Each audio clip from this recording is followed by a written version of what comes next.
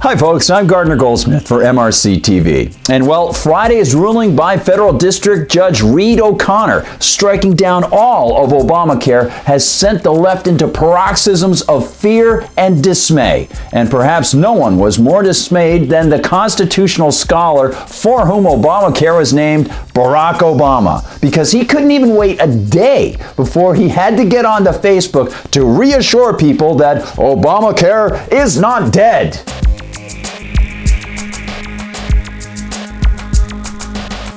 Hi folks, big news, Barack Obama got one right. Yes indeed, when it comes to the separation of powers and how the Constitution is supposed to work, he posted on Facebook all about it after a very big ruling out of the district court. Yes, Judge Reed O'Connor ruled in favor of 15 states when they were bringing suit against Obamacare.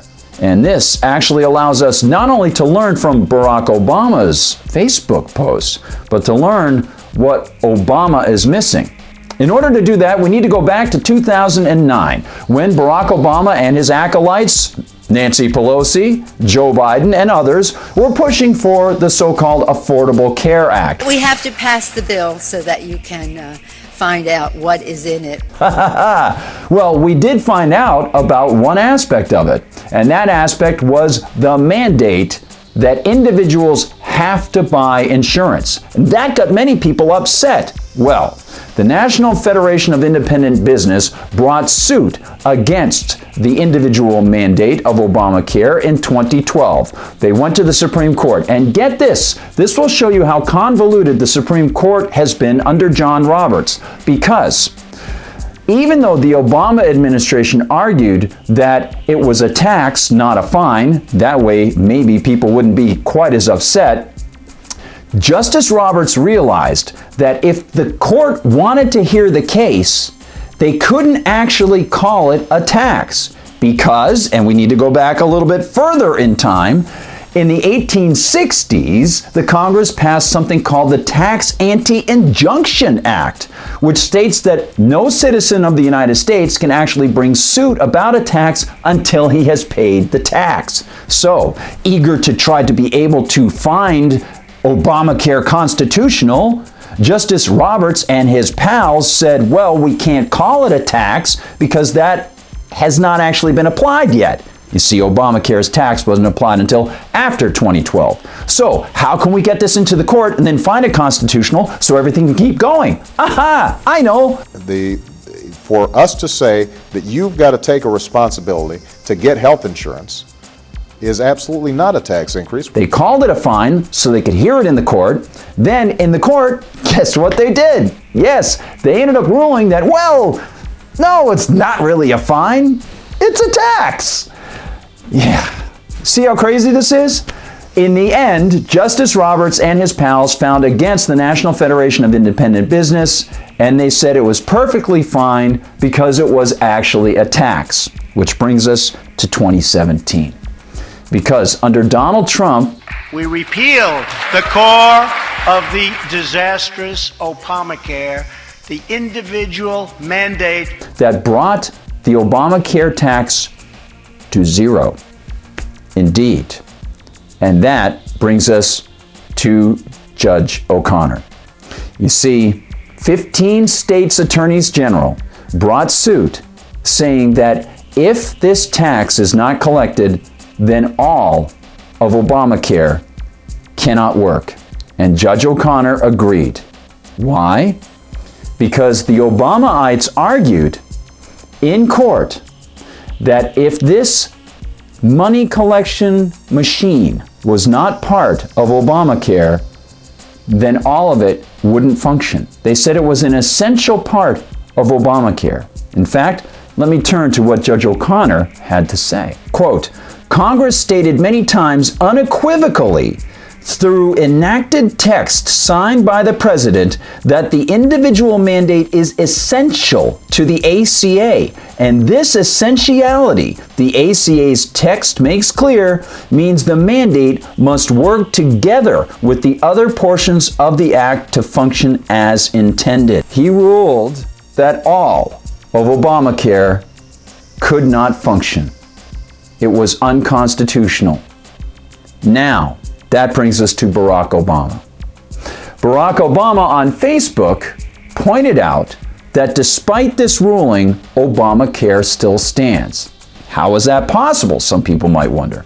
The reason it's possible is because the judicial branch only reviews the laws.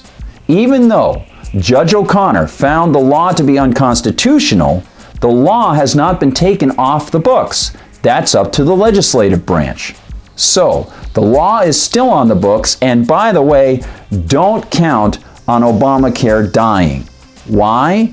Because even though right now the federal government will not collect the tax, as they call it, or the fine, the law still stands. So people can still get onto the Obamacare rolls unless Donald Trump does something about it.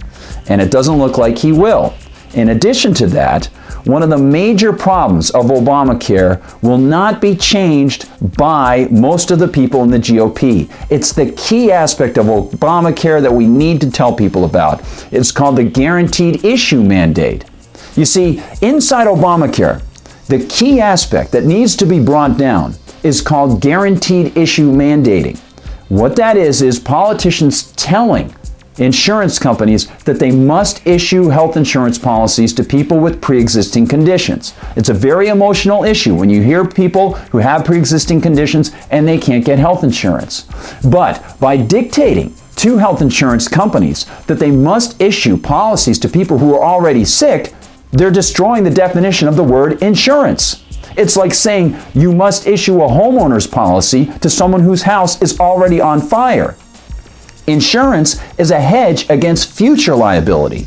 If you are already showing that you are liable to be sick or that you are sick, then you should pay higher rates. This is just the way that it works. So, what happens when guaranteed issue is implemented? Well, younger people realize that they don't have to get their insurance prior to getting sick. They can get it afterwards. Again, it's not insurance, it's really government-mandated health care coverage. And that means that rates will go up. Why? Because without young people paying in clean money for premiums, mostly older people are left in the insured pools, and they cost the businesses more. So the insurance companies have to raise rates. When they raise rates, more people decide to drop their insurance policies. And that's why the penalty was put into Obamacare. If I can't be turned down or charged more, why not just wait until I get sick or injured to buy insurance at all? Well, first, you can only get coverage during special enrollment periods. So if you snooze, you may lose.